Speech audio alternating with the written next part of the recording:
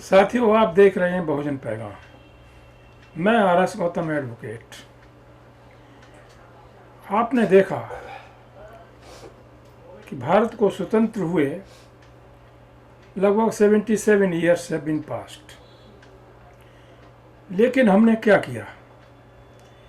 विदेशों से हमने क्या सीखा? क्या सीखा अमेरिका से, क्या चाइना से, क्या जर्मनी से, क्या फ्रांस से, क्या जापान से, क्या ऑस्ट्रेलिया से? ऐसा लगता है कि जहाँ से हम चले थे वहीं पर आकर खड़े हो गए। आपने देखा अभी कल यूनाइटेड स्टेट्स ऑफ अमेरिका में प्रेसिडेंट के इलेक्शन हुए। कमला हैरिस जो भारतीय मूल की प्रत्याशी थी,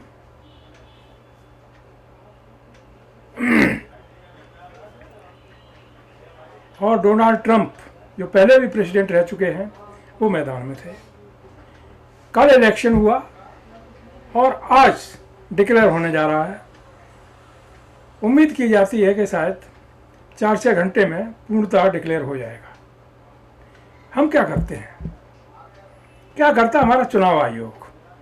बकवास करता है, झूठी बातें करता है, पार्टी विशेष का पक्ष करता है, लोकतंत्र को खत्म करने का काम करता है। यही उसने किया हुआ है। किसी कॉन्स्टिट्यूंसी में आज वोट पड़े, 1 महीने बाद खुलेंगे। What is this nonsense? कहाँ रहा लोकतंत्र? तो इस चीज़ को हमारे देश के राजनेताओं को, मैं ये नहीं कहता, किसी पार्टी विशेष का नाम नहीं लेता, सत्ता पक्ष को विपक्ष को दोनों की ये कंबाइंड रिस्पॉन्सिबिलिटी है। उनको इस पर सोचना चाहिए। क्या होता है, आप जानते हैं कि जो भारत का क्षेत्रफल है अमेरिका के क्षेत्रफल की अपेक्षा 1/9 है। यानी अमेरिका का क्षेत्रफल है 9 गुना बड़ा है भारत के क्षेत्रफल से। वहाँ की आबादी जरूर कम है, करीब 37-40 करोड़ के आसपास है, और इंडिया की आबादी 140 करोड़ के आसपास है। अमेरिका ने इतने संसाधन जुटाए, इतने बड़े साम्राज्य में, इतना बड़ा जिसका क्षेत्रफल हो दुनिया में सबसे बड़ा क्षेत्रफल हो, वहाँ एक दिन में वोट पड़ जाते हैं और दूसरे दिन डिक्लेयर हो जाते हैं। हमारा क्षेत्रफल वहाँ की अपेक्षा 9 गुना कम है, यानी 1/9 है। हमारे यहाँ क्या तरीका है वोट पड़ने का? किसी स्टेट में वोट पड़ते हैं, 4 बार में पड़ेंगे, 6 बार में पड़ेंगे, उसके बाद उनको वैसा ही रख लिया जाएगा, 1 महीने बाद डिक्लेयर किया जाएगा। तब तक चुनाव आयोग के माध्यम से उसमें जिसको चुनाव आयोग चाहेगा जिता देगा, जिसको चाहेगा हरा देगा। इसका मतलब क्या हुआ कि जिसकी सत्ता होती है भारत में, उसके इशारे पर भारत का चुनाव आयोग काम करता है, भारत का सर्वोच्च न्यायालय काम करता है, हाई कोर्ट काम करते हैं, ईडी, सीबीआई आदि जो प्रशासन है वो सारा का सारा इस तरह से काम करता है। इससे तो लोकतंत्र कायम नहीं रह सकता। उस समय, आज से 77 साल पहले 1947 में हमारे देश में संविधान नहीं था। उसके बाद हमारे देश में संविधान भी आया। 26 नवंबर 1949 को संविधान पार्लियामेंट में पास हो गया, 26 जनवरी 1950 को लागू हो गया। क्या हमने संविधान को पढ़ा? क्या संविधान पर चले? क्या संविधान को फॉलो किया? चाहे वो न्यायपालिका हो, कार्यपालिका हो, चाहे विधायिका हो, कोई भी, किसी ने भी ये संविधान का पालन किया हो तो बता दीजिएगा। इससे तो ये हुआ कि कोई भी व्यक्ति आ जाए और यहाँ ईवीएम के जरिए वो प्रधानमंत्री बन सकता है, मुख्यमंत्री बन सकता है। वहाँ पर क्या इशूज है अमेरिका में? बेरोजगारी का इशूज, शिक्षा का इशूज, विज्ञान का इशूज, तकनीक का इशूज, और क्योंकि अमेरिका पूरे विश्व को देखता है, कंट्रोल भी करता है, तभी अमेरिका पूरे संसार में सबसे पावरफुल कंट्री माना जाता है। और उसका जो राष्ट्रपति होता है वो विश्व का सबसे पावरफुल व्यक्ति माना जाता है। हम कहाँ पर खड़े हुए हैं? हमारा प्रधानमंत्री क्या कहता है, मुख्यमंत्री क्या कहता है? बटोगे तो कटोगे। What is nonsense? इसे योग्यता कहेंगे? इसे एजुकेशन कहेंगे? तो शर्म आना चाहिए इस तरह के राजनेताओं को, और जो विपक्ष के लोग हैं वो भी कम नहीं है, वो अपनी अपनी रोटियां सेक रहे हैं। वो जो नेशनल इश्यूज हैं, जनता के इश्यूज हैं, क्या होना चाहिए, उन पर कोई बात करने को तैयार नहीं है। ईवीएम पे कभी कभी बोल देते हैं, लेकिन उसके खिलाफ कभी कोई एजिटेशन नहीं करते। यदि ये सारे विपक्षी लोग मिलकर के चुनाव आयोग को लिख करके दे दें, यदि ईवीएम से चुनाव होंगे, हम चुनाव का बाइकआउट करेंगे, हम नहीं लड़ेंगे, न लड़ने देंगे। देखिए बैलेट पेपर से चुनाव होना शुरू हो जाएगा। अमेरिका, संयुक्त राष्ट्र अमेरिका, वहाँ पर मोर देन 90% बैलेट पेपर से चुनाव हुए, बाकी लोगों ने ऑनलाइन वोट डाले ईमानदारी से। एक वोट का भी गड़बड़ नहीं किधर से भी। इधर यहाँ का एक पत्रकार है, बीजेपी का कहिए, नरेंद्र मोदी का कहिए, तो वो कहता है बीजेपी से टिकट मिल गया, चुनाव जिताना तो मोदी जी का काम है, ये तो मोदी जी पे छोड़ दिए, किसको जिताएंगे किसको हराएंगे। What is nonsense. इसका मतलब है वो साफ साफ कहता है रजत शर्मा कि चुनाव जिताना मोदी जी के हाथ में है, किसको जिताना किसको नहीं जिताना है ये वो जानते हैं। कैसे जिताना है भाई, ईवीएम के जरिए से जिताना है। ईवीएम कौन लाया था, कांग्रेस लाई थी। कांग्रेस ने भी उस समय जो भी लाभ उठाया हो कह नहीं सकते, लेकिन जिसने ईवीएम बनाई अमेरिका का वो व्यक्ति है, वो कहता है इसमें तो गड़बड़ हो सकती है, इसमें चांसेस हैं, इसीलिए अमेरिका में खुद ईवीएम से चुनाव नहीं होते, किसी देश में नहीं होते। केवल मिस्टर मोदी यहाँ पर इंडिया में लोकतंत्र को खत्म करने पर आमादा है, इसलिए ईवीएम से चुनाव करा रहे हैं। कमाल की बात है, पूरे विश्व का इतिहास उठा के देख लो कि वोट पड़े आज और खुलेंगे 1 महीने 1.5 महीने के बाद, तब तक क्या होगा, कौन उनकी रखवाली करेगा, कौन क्या करेगा। यहाँ का प्रशासन बिका हुआ है, जिसे अधिकारी को पैसे मिल जाते हैं वो अपने अधिकारियों को मैनेज कर लेता है, जैसे चाहो वैसे करवा लो, वैसा ही करवा देंगे। जितने भी जिला मजिस्ट्रेट हैं पूरे देश के अंदर वो यही काम करते हैं। यहाँ के जिला मजिस्ट्रेट कहते हैं 5 साल में एक बार हमारी लॉटरी खुलती है, तो हम क्यों छोड़ दें जो लाभ मुझे मिलता है। कमाल हो गया, इस तरह से लोकतंत्र नहीं चलेगा। साथियों बहुत बड़ा इशू है, इस पर कितना भी बोला जाए कम होगा। ज़्यादा न कह करके मैं यही कहना चाहूँगा कि हमारे देश की राजनीति व्यवस्था है उसमें परिवर्तन होना चाहिए, उनकी सोच में परिवर्तन होना चाहिए। डेमोक्रेसी को यानी लोकतंत्र को मजबूत करने के लिए पूरे देश के लोगों को सामने आना होगा। नहीं तो ये ऐसे लोग, केजरीवाल साहब कहते हैं अपनी विधानसभा में कहते हैं कि मोदी कक्षा 4 पास आदमी है, अनपढ़ आदमी है। हम नहीं कहते, केजरीवाल साहब की बात मान लें तो आप एक अनपढ़ आदमी से क्या उम्मीद कर सकते हैं कि वो देश को चलाएगा, देश को विकास की तरफ ले जाएगा। कल परसों उसका भाषण सुन रहे थे, झारखंड में शायद बोल रहा था कि भगवान बिरसा मुंडा 1857 से पहले पैदा हुए थे और उनके बारे में पता नहीं क्या क्या कहा, जबकि उस समय बिरसा मुंडा साहब का जन्म भी नहीं हुआ था। यानी सफ़ेद झूठ, इनको ना इतिहास का पता, न भूगोल का पता, न विज्ञान का पता, को मतलब नहीं उठता, संविधान इन्होंने पढ़ा ही नहीं। आज जो लोग बात करते हैं संविधान बदलने की, मैं उनसे पूछना चाहता हूं कि तुम्हारी औकात क्या है। तुम उस महामानव के पैरों की धूल भी नहीं हो जिस महामानव ने इस देश का संविधान बनाया था। तुम्हारी औकात है, तुम संविधान को बदल दोगे, कैसे बदल दोगे। अब तो देश के लोग मुर्दे नहीं रहे। मानता हूं कि जो देश की लीडरशिप है, चाहे विपक्ष की हो चाहे सत्ता पक्ष की हो, उस पर कोई असर नहीं होता।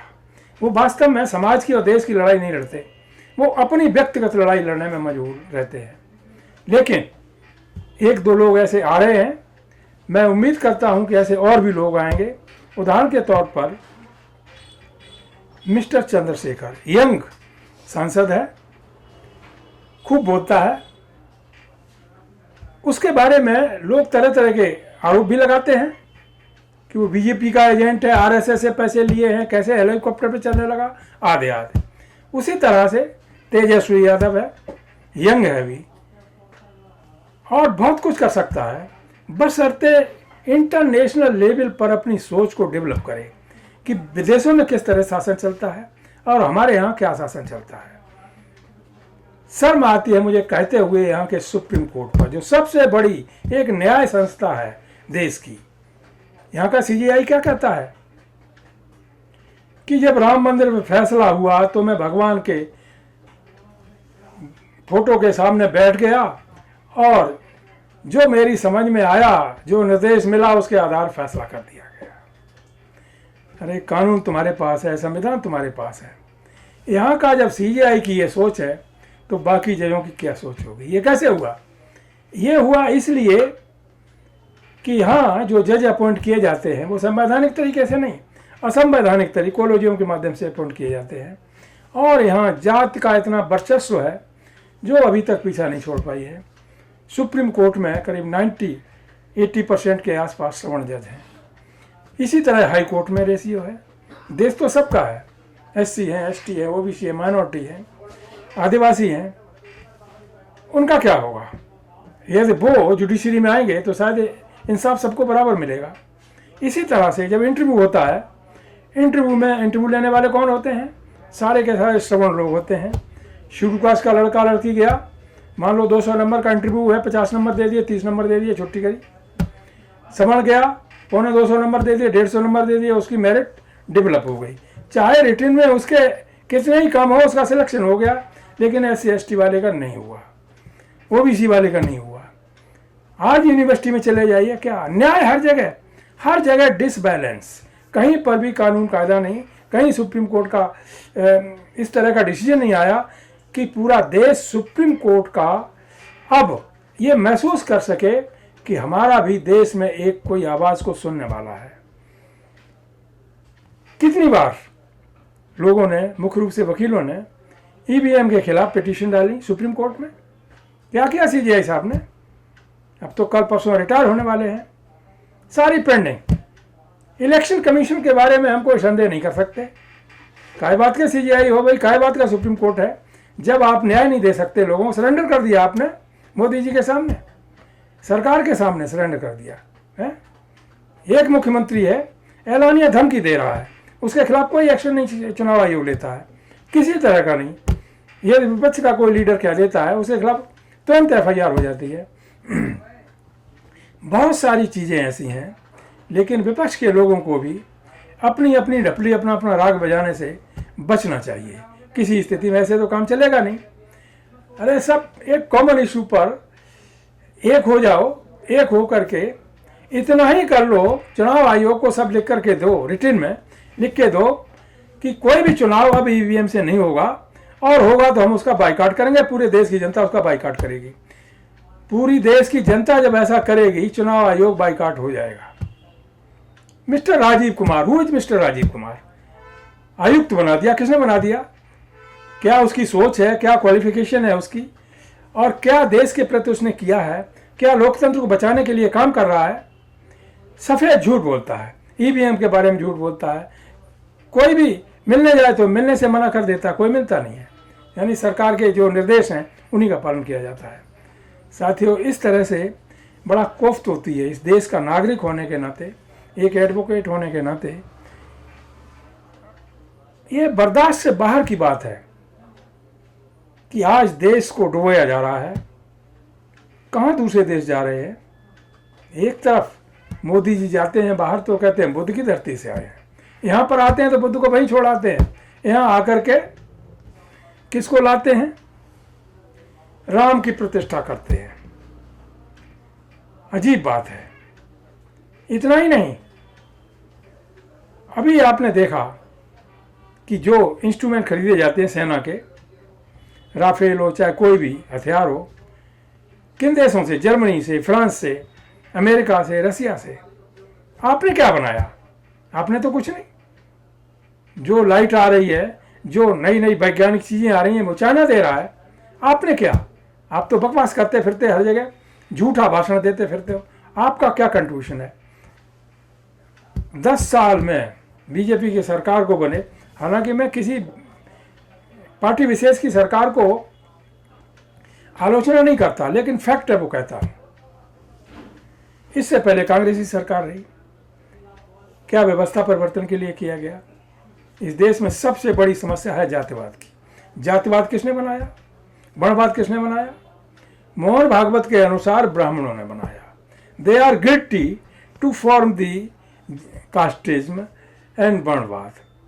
जातियों में किसने बांटा है? अब आप कहते हो बटोगे तो कटोगे। भाई बांटा किसने? You are the person who have distributed whole society of India in different parts. आपने बांट दिया। अब आप कहते हो कि बटोगे तो कटोगे। 700 साल मुगलों का शासन रहा इस देश में, उसमें हिंदू खतरे में नहीं था। किसी ने आवाज नहीं उठाई हिंदू खतरे में है। मुगलों का शासन रहा 700 साल। उसके बाद 150 साल करीब अंग्रेजों का शासन रहा। कोई आवाज नहीं आई हिंदू खतरे में है, क्योंकि अंग्रेज पढ़े लिखे लोग थे, वो समतावादी लोग थे, एजुकेशन देना चाहते थे, देश को एजुकेट बनाना चाहते थे। उन्होंने बहुत सारे काम की लिस्ट गिराई जाए तो उतने काम तो इन्होंने 75-77 साल में नहीं कर पाए जितने अंग्रेज 150 साल में काम कर गए। तो क्या इनको राजनेता कहें? ये देश के रक्षक नहीं है, दरअसल में देश को टुकड़ों टुकड़ों बांटना चाहते हैं। ये हमारे इतिहास को नहीं पढ़ते, हमारे इतिहास को नहीं जानते। आपको 2300 साल पहले ले चलता हूं, जब इस देश में सम्राट अशोक का शासन था और उसने अपने प्रयास से, अपने पौरुष के बल पर समस्त जम्बू द्वीप को एक कर दिया था, जिसमें आज का पाकिस्तान, अफगानिस्तान, भूटान, नेपाल, बहुत सारे कंट्रीज आते थे। आपने क्या किया? उनको धीरे धीरे धीरे धीरे सबको डिवाइड कर दिया, वो अलग राष्ट्र बन गए। जिस सम्राट अशोक ने हमारे देश का इतना क्षेत्रफल बनाया हुआ था, इतने साम्राज्य बड़ा किया हुआ था, उसको आपने मिट्टी में मिला दिया। शर्म की बात है, आपके मुंह से सम्राट अशोक का नाम नहीं निकलता। आपके मुंह से किसका नाम निकलता है? जिसने समाज को तोड़ा, जातिवाद फैलाया, शिक्षा का विनाश किया। वही शिक्षा का विनाश करने आप जा रहे हो। अभी अभी स्टेटमेंट आ रहा है मिस्टर योगी का, बहुत सारे सोशल मीडिया बता रहे हैं कि लगभग 28,000 प्राइमरी स्कूल बंद किए जाएंगे और उनके बच्चों को शिफ्ट किया जाएगा। क्या होगा गरीबों के बच्चों का? वो कहाँ पढ़ने जाएंगे? इसका मतलब ये हुआ कि आप SC ST OBC के बच्चे हैं उनको अनपढ़ बनाए रखना चाहते हैं, जिसकी वजह से आगे चल करके वो अपने अधिकारों की बात ना कर सकें। शिक्षा को आप खत्म करके, शिक्षा जब खत्म हो जाएगी विज्ञान की बात खत्म हो जाएगी, विज्ञान की बात खत्म हो जाएगी देश के विकास की बात खत्म हो जाएगी, फिर संविधान की बात खत्म हो जाएगी। जब लोग पढ़ेंगे नहीं, जानेंगे नहीं, तो वो क्या आवाज़ उठाएंगे? साथियों, बहुत सारे ऐसे रीजन्स हैं। तो आप लोगों से मैं यही कहना चाहूँगा कि पूरे देश में, पूरे देश की, हमारी भी सबकी जिम्मेदारी है कि केवल इन्हीं को आलोचना करने से काम नहीं चलेगा। हमको भी संविधान ने बराबर का अधिकार दिया है, राइट दिया है अपनी आवाज़ को बुलंद करने का। अंडर आर्टिकल 19 हमको अपनी वॉइस को रेज करने का अधिकार दिया हुआ है।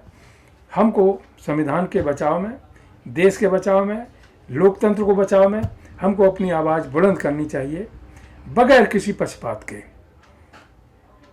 साथियों, जो प्रशासन है वो किसके कहने पर चलता है? मंत्री जी का फ़ोन आ गया इसलिए मैंने उसको गोली मार दी, एनकाउंटर कर दिया। मंत्री जी का फ़ोन आ गया, उसको बंद कर दिया, इतनी धाराएं लगा दी। थानों में क्या हो रहा है? पुलिस के बल पर ये सरकारें चल रही हैं, राज्यों की और सेंटर की जो सरकार है वो चल रही ED और CBI के बल पर। क्या कहेंगे आप? 2 मुख्यमंत्री आपने बंद किए, केजरीवाल को बंद किया, हेमंत सोरेन को बंद किया। क्यों किया भाई? और न्यायपालिका ने क्या काम किया? खानापूरी की, कुछ नहीं।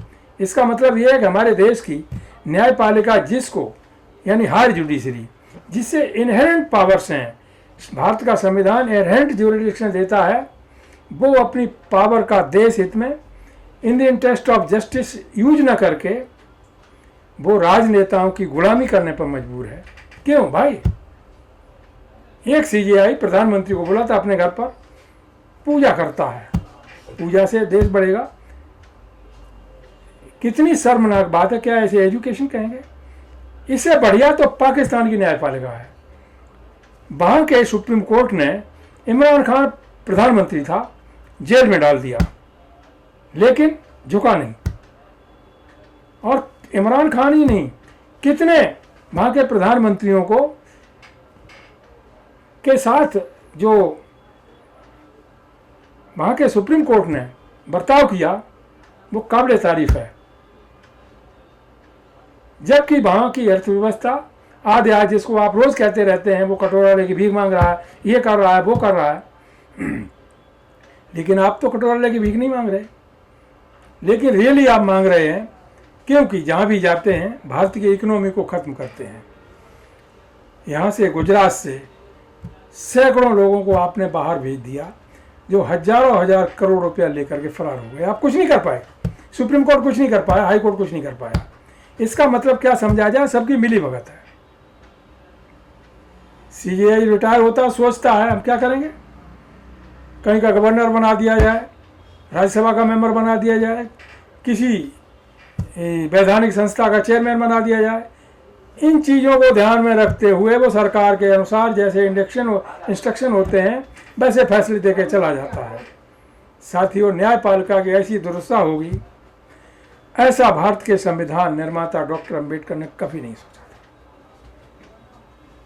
लेकिन उस समय जो संघर्ष पूरे देश में समता के लिए, समानता के लिए, न्याय के लिए, समान इच्छा के लिए, हर तरह की समता के लिए जो संघर्ष एक व्यक्ति ने किया, वो आज पूरे देश का व्यक्ति पढ़ने लिखने के बाद भी वो संघर्ष नहीं कर पा रहा है। क्या ऐसी मजबूरियां हैं? क्योंकि हम उस तरह की शिक्षा ग्रहण नहीं किए हुए हैं। हाई स्कूल कर लिया, इंटर कर लिया, बीए कर लिया, बीकॉम कर लिया, कुछ भी कर लिया, चपरासी बन गए, आईएएस बन गए, जज बन गए, वकील बन गए, डॉक्टर बन गए, कुछ भी बन गए, तो क्या शिक्षित हो गए? What is the definition of education? As per the doctor Ambedkar, doctor Ambedkar ने यही कहा था, जो व्यक्ति सच को सच नहीं कह सकता, झूठ को झूठ नहीं कह सकता, वो शिक्षित नहीं कहा जा सकता। The person who cannot say truth is truth, lie is lie, he cannot be treated as the educated person। तो आज हम दिखावे के लिए एजुकेटेड जरूर हैं, लेकिन सच्चाई को बयां करने की हमारे अंदर हिम्मत नहीं रही। सच्चाई में कुछ नहीं कह सकते। कितनी बेरोजगारी हो रही है, बच्चे बेरोजगार हो रहे हैं, एमए बीए करना, टेक्नोलॉजी करना, ऐसे ऐसे बच्चे बीटेक किए हुए मजदूरी करने पर मजबूर हो रहे हैं। कौन उनकी सोचा? शिक्षक भर्ती, करीब 70,000 टीचरों का मामला चल रहा 2-3 साल से, कोई डिसीजन नहीं। क्या करता है हाई कोर्ट, क्या करता है सुप्रीम कोर्ट, क्या करती है सरकार? तो केवल पल्ला झाड़ने से तो बात बनेगी नहीं। मेरा कहने का मतलब ये है, जहाँ तक मैंने समझा हुआ है, कि हाई कोर्ट और सुप्रीम कोर्ट में जो जज किसी भी तरह अपॉइंट किए जाएं, उनको ये समझना चाहिए कि वहाँ नौकरी करने नहीं गए हैं, देश को न्याय देने के लिए गए हैं। लेकिन अफसोस, आज के जज केवल टाइम पास करने के लिए जाते हैं। इतिहास में दर्ज हो जाता है कि वो चीफ जस्टिस ऑफ इंडिया बने थे, क्या किया था इसे कोई मतलब नहीं। साथियों, बहुत सारे ऐसे इशूज हैं जिन पर आप सबको सोचना है और सोच करके आगे बढ़ना है। आज इतना ही, इन्हीं शब्दों के बाद साथ में अपनी बात समाप्त करता हूं और आपसे गुजारिश करता हूं कि यदि बहुजन पैगाम यूट्यूब चैनल को घर घर तक पहुंचाना है तो सब्सक्राइब करें, लाइक करें, कमेंट करें, जिसकी वजह से जो मैं कहता हूं और भी जो लोग बहुजन पैगाम पे आकर के अपने व्यूज एक्सप्रेस करते हैं वो निष्पक्ष होते हैं, भारत के इंटरेस्ट में होते हैं, भारत की जनता के इंटरेस्ट में होते हैं, किसी पर आरोप प्रत्यारोप लगाने के पर्पज से नहीं किए जाते हैं। हम सबकी कंबाइंड रिस्पॉन्सिबिलिटी है। We should come forward for equal justice. इन्हीं शब्दों के साथ मैं अपनी बात समाप्त करता हूँ। जय भीम, जय भारत, नमो बुद्धाय।